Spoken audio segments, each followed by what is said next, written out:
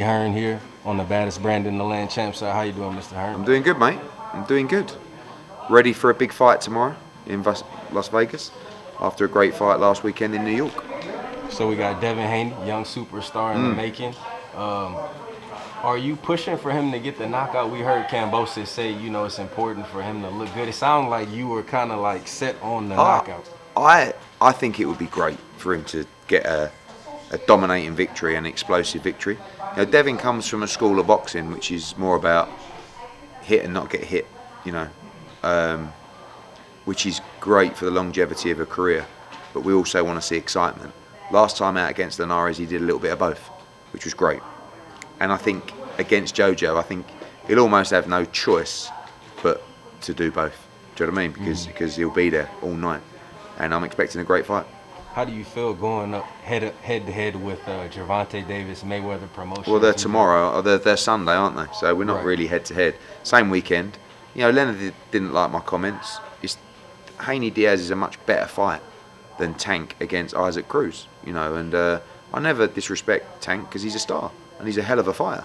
But I'm just, I give my opinion in the 50 interviews that I do, and obviously some people don't like what I say. But I think if you ask anyone truthfully, which is the better fight and bigger fight for the division, with what's at stake, you have to say Haney Diaz.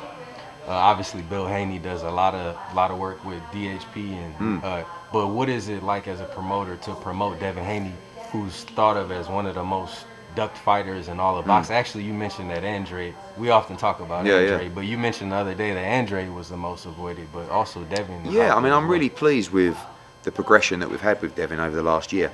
He's fought Gamboa, Linares, Jojo Diaz. That's a nice run. And I was worried probably a year ago that we were going to get a bit stuck because no one really wanted to fight Devin. But his numbers are great on the platform.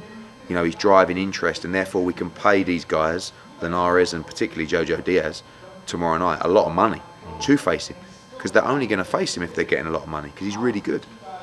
The hype for Devin is there, but he has to put in the performances. People talk about he's the next Floyd Mayweather. This is big hype, but there's a lot of similarities. But he's got to prove it against elite opposition, and the run that he's on, particularly tomorrow night, is perfect to enable him to do that.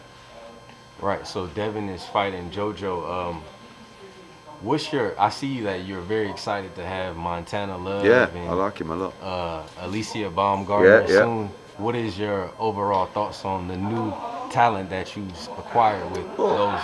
We want exciting fighters, and obviously this is our American business. So if we can get young American fighters that are, exciting and edgy, and Montana's definitely that. I watched him on the Jake Paul card and thought to myself, how has he not got a promoter? We slipped in, we signed him, and he's got a tough fight tomorrow night actually. Alicia was just, she was a heartbreaker for us because she stopped one of our favourite fighters back in the UK, Terry Harper.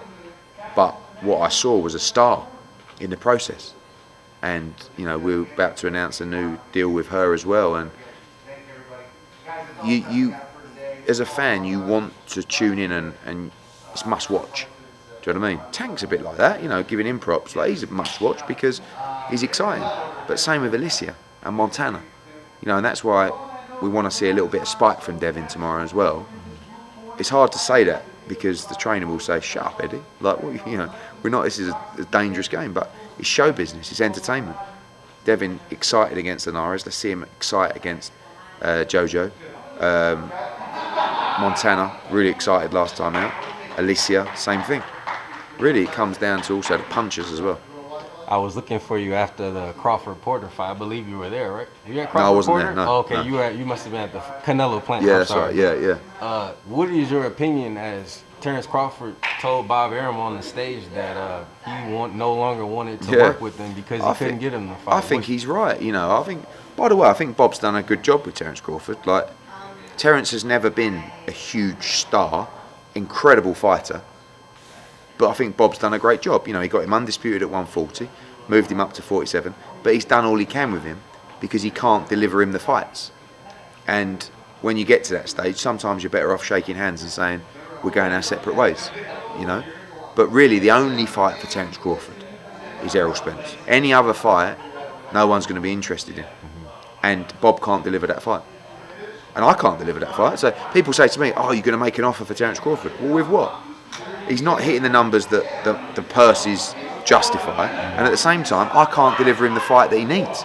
So what's the point in me making him an offer? But you seem like, out of anybody, that seems like right up your alley, even though you may not But be I can't. able to. You know, So you're going to end up. You No. wouldn't approach him or offer him? No, I think he's an amazing fighter, but you're going to end up having to overpay for a poor fight. What about Triple G and the guys that are on? And not to say they're not worth it, but initially the Zone was willing to they 365 for Canelo. But they were also. But Canelo's different. I mean, you've got talking about a guy that, you know, if Porter Crawford did 130 and you know he's doing 700-800, like it's a massive difference. Right. But also DAZN were breaking into the market, and as any disruptive business, you have to overspend, and sometimes you make decisions that aren't based on the valuation of that fighter.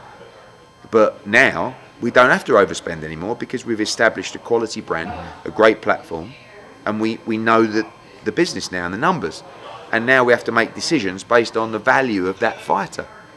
And to sign Crawford right now, unless you were putting him in a fight that delivered a huge amount of subs, you're just spending money to make a fight that Bob's been making. Do you know what I mean? Right. And I feel sorry for Bob, but sometimes, but I do, because he's lost a lot of money on Terence Crawford. But tough. You're in with, you know, we've lost money on Demetrius Andre, but we believe in him and we want to get him to that